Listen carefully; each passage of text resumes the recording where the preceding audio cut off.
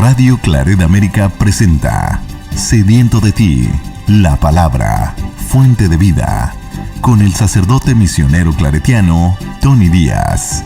Reflexiones diarias del Evangelio. Aquí iniciamos. Bienvenidos, hermanos, a nuestras reflexiones.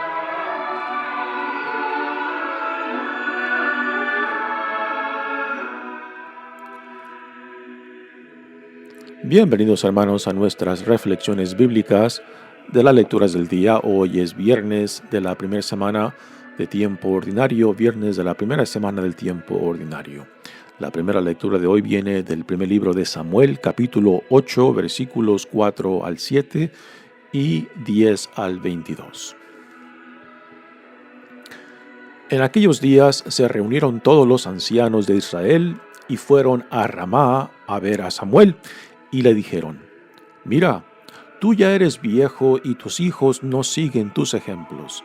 Danos pues un rey para que nos gobierne, como sucede en todos los pueblos. A Samuel le disgustó que le hubieran pedido un rey que los gobernara. Entonces Samuel invocó al Señor y éste le respondió: Dale al pueblo lo que te pide, pues no es a ti a quien rechazan, sino a mí, porque no me quieren por rey. Samuel comunicó al pueblo que le había pedido un rey las palabras del Señor, y dijo: Vean cómo los tratará el rey que reine sobre ustedes. Tomará a sus hijos y los hará servir en los carros y en la caballería de él, y los hará correr delante de su propio carro. A algunos de ellos los pondrá al frente de 1000 soldados y a otros de 50. A otros los obligará a labrar y cosechar sus tierras. A otros los hará fabricar armas para la guerra y aparejos para sus carros. Tomará también a las hijas de ustedes como perfumistas, cocineras y reposteras. Les quitará a ustedes sus mejores campos, viñas y olivares, y se los dará a sus ministros. Exigirá el diezmo de lo que produzcan los sembrados y viñas de ustedes, y se lo dará a sus ministros y a sus criados. Tomará a los criados y criadas de ustedes, sus mejores bueyes y asnos, y los empleará en los trabajos de él.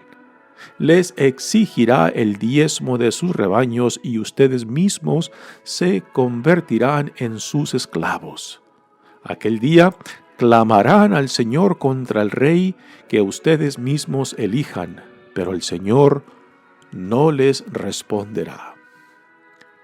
El pueblo, sin embargo, se negó a escuchar las advertencias de Samuel y gritó: No importa, queremos tener un rey y ser también nosotros como las demás naciones.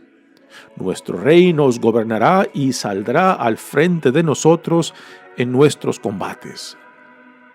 Samuel oyó las palabras del pueblo y se las repitió al Señor, y el Señor le dijo: Hazles caso y que los gobierne un rey. Palabra de Dios. El salmo responsorial es el Salmo 88 y el responsorio es: Proclamaré sin cesar la misericordia del Señor. Proclamaré sin cesar la misericordia del Señor. Señor, feliz el pueblo que te alaba y que a tu luz camina, que en tu nombre se alegra a todas horas y al que llena de orgullo tu justicia. Feliz porque eres tú su honor y fuerza, y exalta tu favor nuestro poder. Feliz porque el Señor es nuestro escudo, y el Santo de Israel nuestro Rey. Proclamaré sin cesar la misericordia del Señor. El Evangelio de hoy viene de Marcos, capítulo 2, versículos 1 al 12.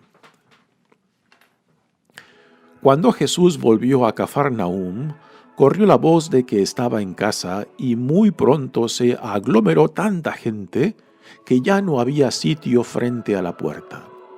Mientras él enseñaba su doctrina, le quisieron presentar a un paralítico que iban cargando entre 4. Pero como no podían acercarse a Jesús por la cantidad de gente, quitaron parte del techo encima de donde estaba Jesús y por el agujero bajaron al enfermo en una camilla. Viendo Jesús la fe de aquellos hombres, le dijo al paralítico: «Hijo, tus pecados te quedan perdonados». Algunos escribas que estaban allí, sentados, comenzaron a pensar: «¿Por qué habla este así? Eso es una blasfemia. ¿Quién puede perdonar los pecados sino solo Dios?». Conociendo Jesús lo que estaban pensando, les dijo: «¿Por qué piensan así? ¿Qué es más fácil decirle al paralítico: tus pecados te son perdonados, o decirle: levántate, recoge tu camilla y vete a tu casa? Pues para que sepan que el Hijo del Hombre tiene poder en la tierra para perdonar los pecados», le dijo al paralítico: «Yo te lo mando, levántate, recoge tu camilla y vete a tu casa». El hombre se levantó inmediatamente, recogió su camilla y salió de allí a la vista de todos, que se quedaron atónitos y daban gloria a Dios diciendo: «Nunca habíamos visto cosa igual». Palabra del Señor. Muy bien, damos comienzo a nuestra reflexión de las lecturas de hoy.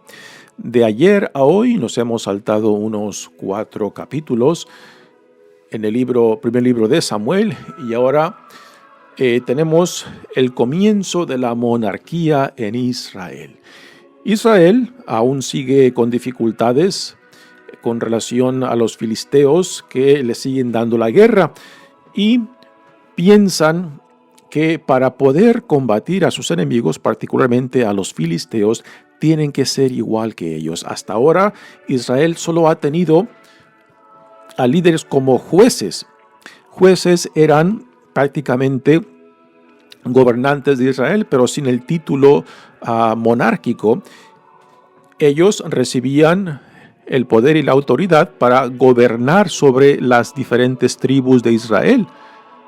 Pero ahora los israelitas quieren ser como los pueblos vecinos, tener un rey que los unifique y también que pelee con ellos. Y piensan que la unión y el triunfo de ellos como pueblo les vendrá por medio de este rey, ¿no?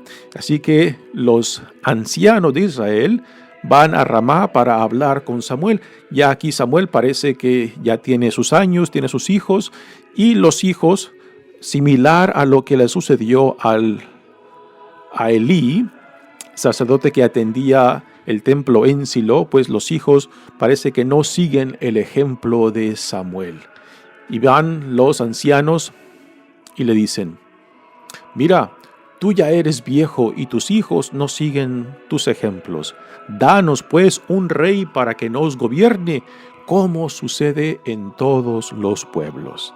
Así que la motivación detrás de esta petición por los ancianos a Samuel es de que quieren ser como los otros pueblos, porque tienen esta idea que es el rey quien une a los pueblos enemigos y hace posible de que triunfen sobre Israel. La noción de Samuel y la noción de la Biblia es de que el por qué el pueblo de Israel no triunfan contra sus enemigos, porque es un reflejo de su infidelidad y de su falta de caminar bajo la providencia de Dios. Pero la forma en que interpretan los ancianos el por qué no pueden contra sus enemigos es porque les hace falta un rey. Así que la motivación de ellos es muy interesante, y esto es lo que le piden a Samuel. Samuel tiene una respuesta muy negativa, pues Samuel aunque es visto como profeta, también funciona como un juez. Y Samuel se lo tomó muy personal de que esta petición de los ancianos pues es porque lo rechazan a él como profeta y juez del pueblo de Israel. Así que Samuel se disgusta y va y le comunica a Dios la petición de los ancianos. Dice, entonces Samuel invocó al Señor y éste le respondió, dale al pueblo lo que te pide, pues no es a ti a quien rechazan. O sea, que no es a Samuel a quien rechazan como profeta y como juez, sino a mí, porque no me quieren por rey. Hasta ahora, las diferentes tribus que componen al pueblo de Israel, pues no están unificadas y piensan que el rey las unificará y hará posible de que puedan triunfar sobre sus enemigos, pero es a Dios a quien están rechazando como el único rey.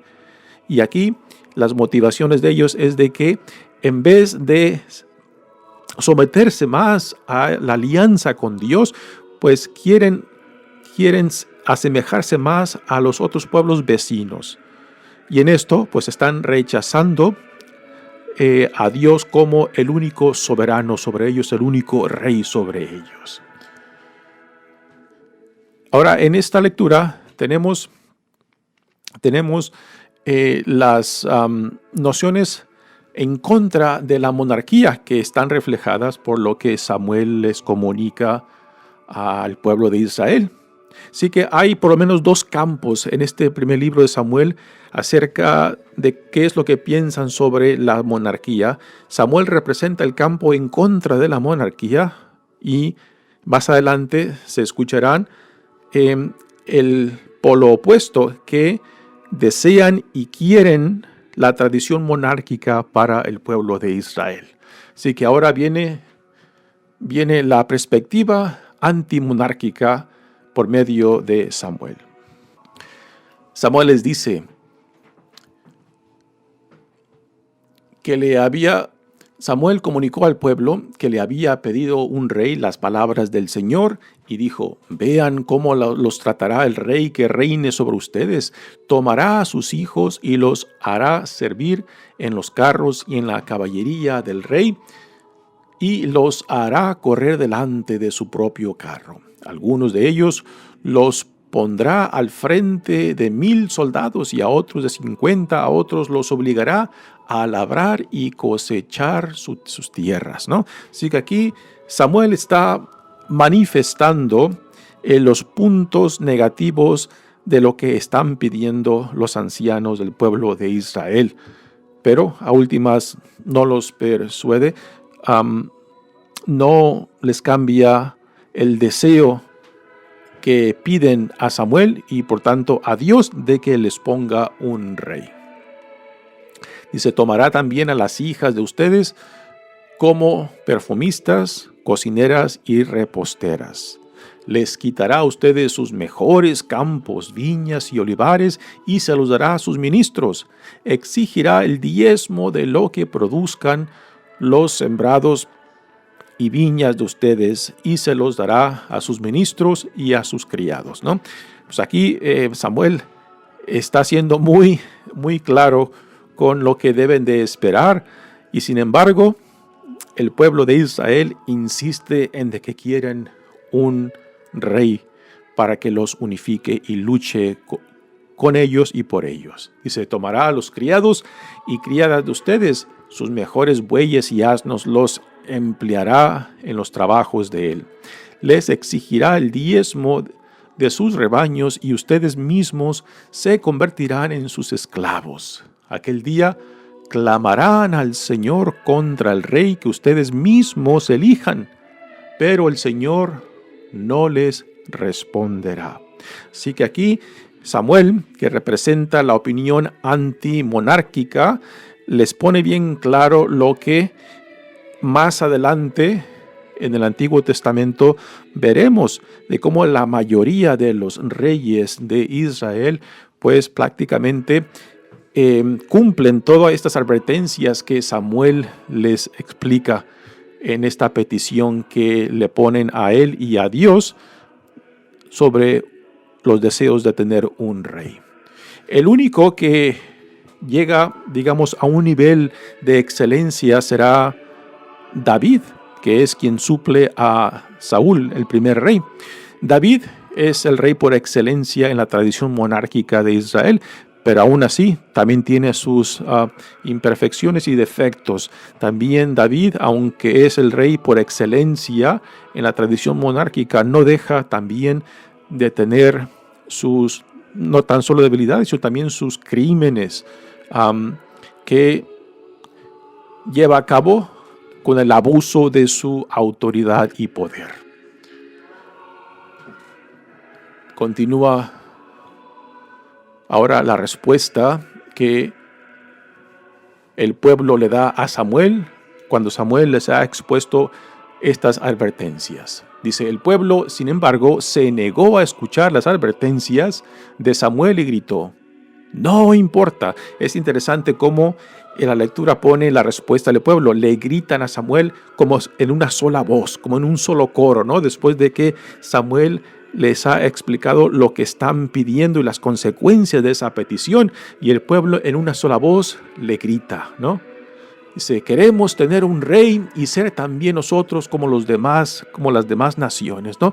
Aquí se repite nuevamente cuál es la motivación, querer ser como los otros pueblos cuando Dios ha escogido a Israel para que sea una luz, para que sea un ejemplo de pueblo para otros, y que por medio de Israel otros pueblos puedan llegar a Dios, puedan llegar a conocerlo y puedan llegar a servirlo, ¿no? Pero no, aquí está ocurriendo todo lo contrario. Israel quiere ser como otros pueblos, ¿no? Y aquí está la gran tragedia en la historia de la salvación. Y sin embargo, a pesar de las advertencias que Samuel le da al pueblo de Israel, Dios aún trabaja con esta petición de ellos. Y de esta petición pues saldrá David, que es el rey por excelencia, y de David nos vendrá a Jesús. Y esto lo que tenemos en las dos genealogías que encontramos en los evangelios, una de ellas en el evangelio de Mateo y la otra en el evangelio de Lucas, que trazan la descendencia de Jesús a David, el rey por excelencia. Y aquí quizás también se debe de aplicar esa advertencia que dice, lleva cuidado con lo que pides, ¿no? Porque a veces cuando pensamos que Dios nos ha cumplido lo que hemos pedido, quizás lo que recibimos no es tanto lo que Dios haya cumplido, nos haya dado, sino lo que hayamos conseguido por nuestra insistencia, ¿no? Y aquí hay que distinguir entre lo que conseguimos por nuestra insistencia y lo que Dios desea para nosotros, ¿no? Así que aquí encaja muy bien las advertencias que dice, ¿no? Lleva cuidado con lo que pides, porque quizás se te concederá y que las consecuencias pueden ser no según lo que tú pensabas, sino las consecuencias de nuestra propia insistencia, de lo que queremos cuando en realidad no estamos conscientes de las consecuencias e implicaciones de lo que pedimos o insistimos, ¿no? Así que el pueblo le dice a Samuel y por tanto a Dios que queremos un rey y ser también nosotros como las demás naciones. Nuestro rey nos gobernará y saldrá al frente de nosotros en nuestros combates, ¿no? Así que esta decisión, esta petición de un rey nace de la experiencia de Israel de sentirse inferior, pensando de que tienen que ser como los otros pueblos para poder triunfar sobre sus enemigos, ¿no? Y aquí está la dificultad y el problema de esta petición que le hacen. Pero sin embargo, Dios acepta esta petición, y dentro de esta petición, aunque es un rechazo de Dios, pues a últimas Dios trabaja con esta petición, y de esta petición, por más mal guiada que sea por las motivaciones del pueblo de Israel, pues aún Dios de eso sacará provecho, ¿no? De aquí también puede encajar el dicho que dice que Dios escribe recto con líneas torcidas, de que Dios aún con esta mala motivación de una monarquía, pues nos le dará al pueblo de Israel al rey David, de donde vendrá Jesús. Pero que no dejan de venir con sus consecuencias, puesto que la mayoría de los reyes de Israel pues dejaron una historia tergiversada, marcada con reyes y líderes de Israel que no solamente guiaron por caminos distintos, sino también que abusaron de su poder y de que no fueron los guías para los cuales ellos eran escogidos, que fueran líderes y guías que guiaran al pueblo, protegieran al pueblo y que fueran el ejemplo tanto de dignidad como de fidelidad a Dios. Y muchos de ellos no fueron esto. Muy bien, pasemos ahora al evangelio de hoy. Es uno de los evangelios que a mí me encanta, particularmente en este evangelio de Marcos, porque tiene muchos más detalles. Y Jesús está de regreso en Cafarnaún y muy probable en la casa de Pedro y Simón, que parece que él utilizaba como centro de reunión y donde él descansaba en sus idas y venidas dentro de la región de Galilea. Y cuando la gente se entera de que está de regreso en Cafarnaún, pues le empiezan a traer a los enfermos y hay una multitud en torno a la casa que ya no pueden acercarse más. Y aquí entra a la escena cuatro amigos que traen a uno en cama, un paralítico que buscan ponérselo a Jesús para que lo sane, ¿no? Y para apreciar esta escena, yo creo que se tiene que utilizar la imaginación para poder apreciar los detalles, la reacción de Jesús, ¿no? Y también la reacción de los escribas y de los fariseos que ya están empezando a intensificar su persecución de Jesús. Dice, cuando Jesús volvió a Cafarnaúm, corrió la voz de que estaba en casa, y muy pronto se aglomeró tanta gente que ya no había sitio frente a la puerta. Así que imagínense la casa rodeada de gente y estos 4 amigos que traen en camilla a su amigo paralítico. Mientras él enseñaba su doctrina, le quisieron presentar a un paralítico que iban cargando entre 4. Pero como no podían acercarse a Jesús por la cantidad de gente, quitaron parte del techo encima de donde estaba Jesús y por el agujero bajaron al enfermo en una camilla. Aquí usen la imaginación para que puedan ver la escena, la casa rodeada de gente. Los 4 amigos cargando a su amigo paralítico empiezan a quitar el tejado, ¿no? Y Jesús, quizás dentro de esa casa también, empieza a sentir el polvo que le cae de encima del techo, puesto que están removiendo el tejado. Y Jesús, imagino, volteó para arriba, viendo el polvo que le cae. Y imagínense la sorpresa de que cuando Jesús voltea hacia arriba y ve de que desde arriba del techo lo ven hacia abajo, ¿no? Como las miradas se cruzan. Y la gran sorpresa para mí es que Jesús se sonrió, ¿no? Al ver a estos 4 pares de ojos que lo están viendo hacia abajo mientras él ve hacia arriba. Y después la gran sorpresa de ver esta camilla que va bajando del techo y dentro de la camilla pues está este hombre paralítico, ¿no? Ver Jesús, esta camilla que va bajando, ¿no? Y sonriendo así, wow. Y cuando finalmente le ponen al paralítico enfrente, de seguro que se sonrió al pensar, vaya fe de estos amigos. Lo que tuvieron que hacer para traerme al compañero de ellos para que fuera sanado, ¿no? Para mí que Jesús se sonrió al ver la fe, al ver lo que estaban dispuestos a hacer para que su compañero y amigo fuera sanado, ¿no? Y era la diferencia en la reacción de los escribas y los fariseos y aquellos que están rechazando ya a Jesús, que no aceptan ni su identidad de ser el Mesías, de ser el Hijo de Dios, ni tampoco su autoridad, ni su enseñanza, ¿no? Primero viene lo que Jesús dice. Viendo Jesús la fe de aquellos hombres, le dijo al paralítico: Hijo, tus pecados quedan perdonados. Y aquí está la reacción ahora de los escribas. Algunos escribas que estaban allí sentados comenzaron a pensar: ¿por qué este habla así? Eso es una blasfemia, porque ¿quién puede perdonar los pecados sino solo Dios? Así que aquí vemos la reacción, ¿no? Ellos, los escribas, solamente lo que ven es contradicción a la ley, ¿no? No ven la fe de los amigos que traen a su compañero en la camilla. No ven lo que han hecho: subirse al techo, quitar el tejado, bajar a su compañero por medio de ese agujero y ponérselo enfrente a Jesús. No ven nada de eso. Solamente ven contradicción.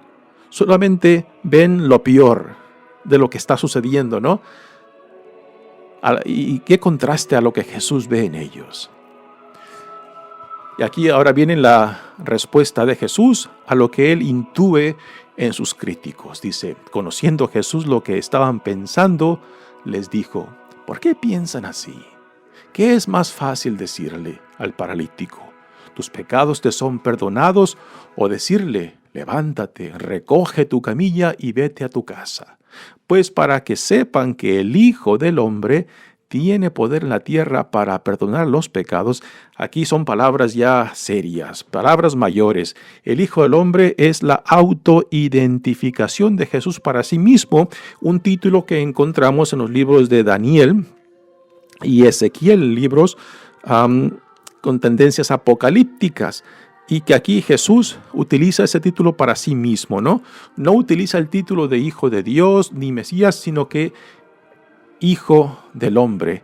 Y su autoidentidad como venida de Dios, pues le da el poder para perdonar pecados, algo que sus críticos, los escribas y fariseos, le rechazarán. Le rechazarán su identidad, su poder y autoridad.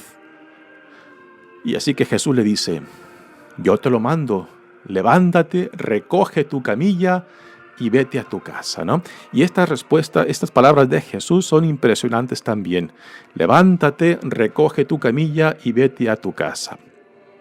Las enfermedades eran vistas como parte de la situación pecaminosa del individuo o persona que estaba sufriendo de una enfermedad. Así que el perdonar los pecados entonces quitaba la causa de la enfermedad. Por eso las palabras de Jesús al principio, ¿no? Tus pecados te quedan perdonados. Pero las otras palabras que Jesús dice tienen el mismo efecto. Levántate, recoge tu camilla y vete a tu casa. Ahora, para mí estas palabras también son muy interesantes. ¿Por qué Jesús le dice recoge tu camilla? ¿Por qué no simplemente levántate y vete a tu casa?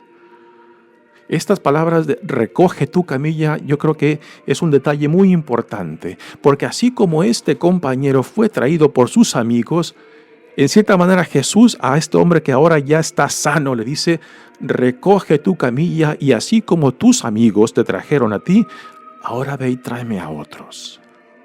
Y no solamente para que sean sanados, sino para que también lleguen a ser parte de esta visión de lo que Dios está haciendo por medio de Jesús, que es la inauguración del reino.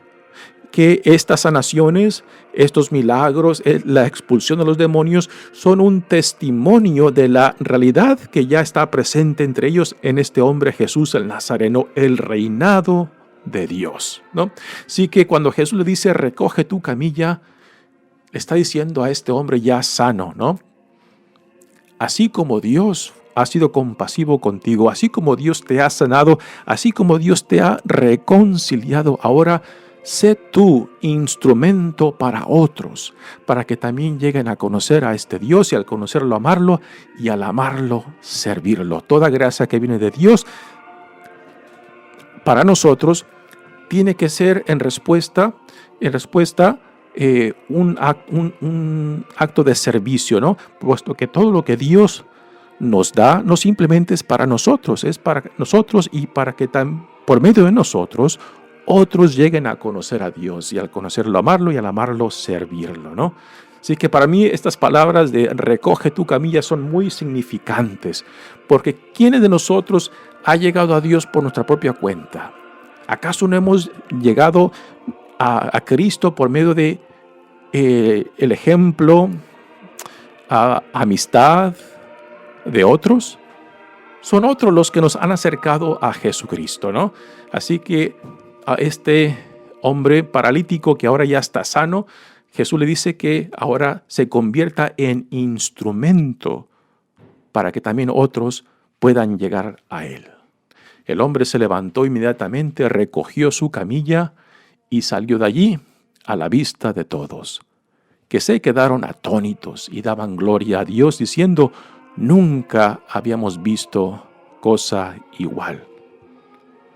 Pues bella escena, pero yo creo que se requiere el uso de la imaginación para apreciar estos detalles, apreciar la escena de cómo los compañeros bajan del techo a su amigo para que sea sanado por Jesucristo, y después las palabras de Jesús al hombre después de quedar sano, ¿no?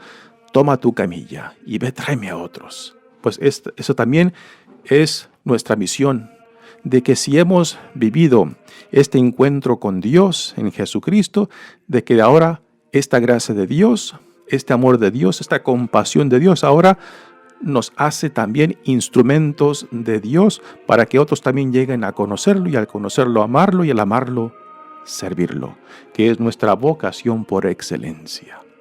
Mi nombre es Padre Tony Díaz, misionero claretiano. Que Dios los bendiga. Radio Claret América presentó Sediento de ti, la palabra. Fuente de vida. Sus comentarios son importantes. Contáctenos en radioclaretamerica@gmail.com.